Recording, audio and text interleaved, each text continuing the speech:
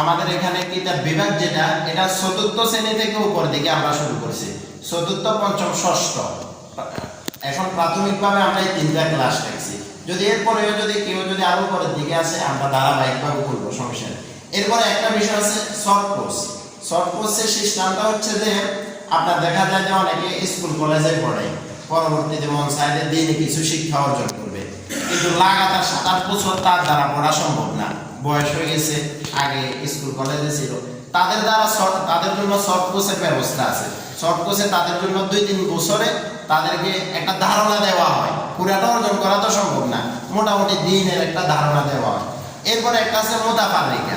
মুতাফাররিকা যেটা যে সমস্ত হাফেজা মেয়েরা আছে, বিভিন্ন জায়গায় হেফজ শেষ করছে, তাদের জন্য মুতাফাররিকা, ওইটাও শর্ট কোর্সের সিস্টেম, ওইভাবে পড়ানো। এরপর আরেকটা আমাদের বিভাগ আছে বয়স্কা মহিলাদের কোরআন শিক্ষা। দেখা যায় অধিকাংশ আমাদের মা বোনরা কোরআন তেলাওয়াত করতে পারে না। আর আগে একটা সময় ছিল মা বোনরা শুদ্ধভাবে কোরআন তেলাওয়াত করবে, এটার ব্যবস্থাপনাও ছিল না, যে যার মতো করে কোরআন তেলাওয়াত শিখছে।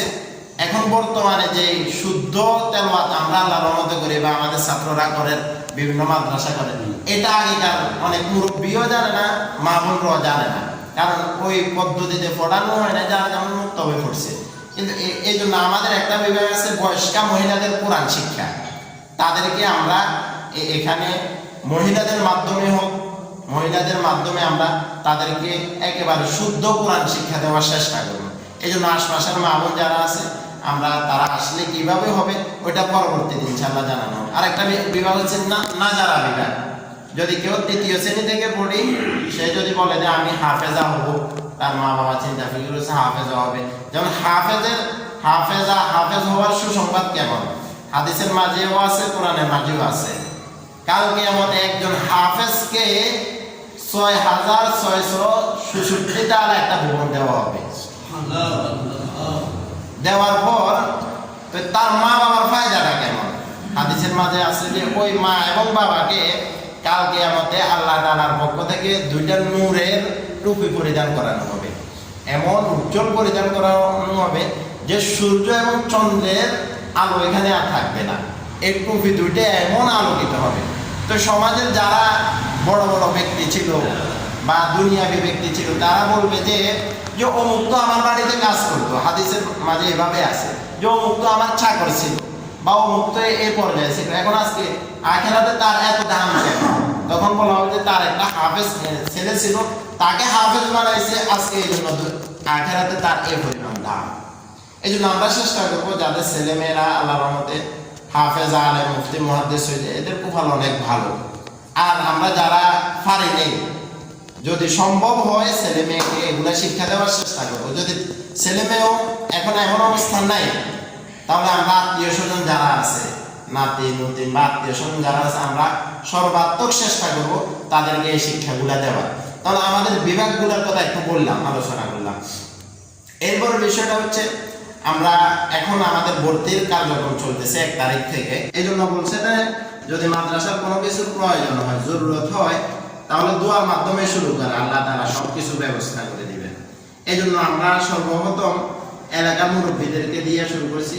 আপনাদের কাছে আমি একটা জিনিস বেশি চাই, সেটা হচ্ছে যে যখন আপনারা হাত তুলবেন, আপনাদের মাদ্রাসা মনে করে দোয়া করবেন যে আল্লাহ যেন সব কিছু ব্যবস্থা করে দেয়। দেখা যায় যে অনেক কিছু প্রয়োজন, যেমন আমি প্রাথমিকভাবে একটা যেটা করেছি, দেখা যায় 13টা পাখার প্রয়োজন, এটা কথা, 13টা পাখার প্রয়োজন। এরপরে শীত চলে আসতেছে, নিচে বসার জন্য কার্পেটের প্রয়োজন। এরপরে আপনার কিতাবাদি কোরআন শরীফ রাখার জন্য 2টা শোকেজের প্রয়োজন।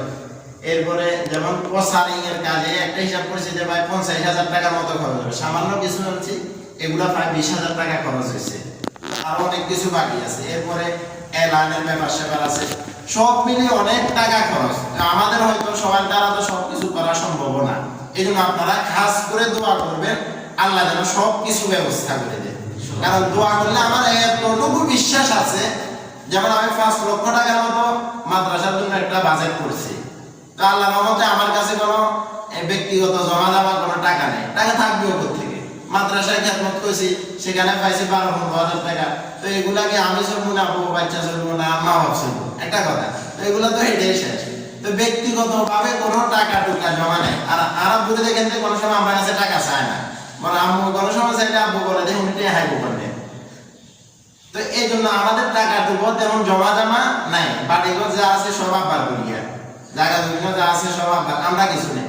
তো এখানে বড় আকারে একটা হাত দিয়েছি, আব্বা সবসময় টেনশন যে এত টাকা পয়সা কই পাবো, কথা আর বোনেরা আসলে হেরো ফেরেশানি যে এত টাকা পয়সা কই পেবি। তো তারপরে আল্লাহর উপর যেহেতু তাওয়াক্কুল করে নিয়েছি, আল্লাহ অবশ্যই ব্যবস্থা করে দেবেন, এটা আমার একদিন আছে বিশ্বাস আছে। তো এর মাঝে আল্লাহর মধ্যে অনেক কিছু আল্লাহর মধ্যে ব্যবস্থা হয়ে গেছে। আল্লাহর বান্দা যারা আছে, যাদের সাথে ভালো সম্পর্ক আছে, এদেরকে আমি কারোর কাছে কিছু চাইতে পারি না, এটা একটা আমার বদভ্যাস। কারোর কাছে কিছু চাইতে পারি না, জানাইতে পারি যে এটা মাদ্রাসার প্রয়োজন। যেমন 1-150 কোরআন শরীফের প্রয়োজন, এখন প্রাথমিকভাবে প্রায় 150 কোরআন শরীফের প্রয়োজন, 12টা পাখার প্রয়োজন, নিচে কার্পেটের প্রয়োজন, 2টা শোকেজের প্রয়োজন। আলহামদুলিল্লাহ পাখাও দেখা যাচ্ছে যে 4-5টা ব্যবস্থা হয়ে গেছে। তো আরো আস্তে আস্তে সবকিছু আল্লাহ তাআলা ব্যবস্থা করে দিবেন, এটা ইনশাআল্লাহ বিশ্বাস আছে আল্লাহর উপর, ব্যবস্থা করে দিবেন। তো আপনারা যারা আছেন, আপনাদের কাছে শুধু দোয়া চাই। আর সবাই সবার স্থান থেকে যদি একজনকে আপনি যদি বলেন যে আমাদের মাদ্রাসার জন্য একটা পাকা প্রয়োজন, যদি দিবে হয় তাহলে বললে সমস্যা নেই, এটা কথা। তো এই বিষয়ে ইনশাআল্লাহ আপনারা সবাই সর্বাত্মক সহযোগিতা সবকিছু চেষ্টা করবেন। আর আল্লাহর রহমতে মাদ্রাসা যেহেতু প্রতিষ্ঠা হওয়ার, তো ইনশাআল্লাহ এতটুকু বিশ্বাস রাখতে পারেন আমাদের মাদ্রাসা পড়ালেখার মান, আমল আখলাক, তারবিয়ত আল্লাহর রহমতে আশপাশের যত প্রতিষ্ঠান আছে সবগুলা থেকে উন্নত হওয়ার চেষ্টা করবো ইনশাআল্লাহ, যদি আপনাদের সহযোগিতা থাকে।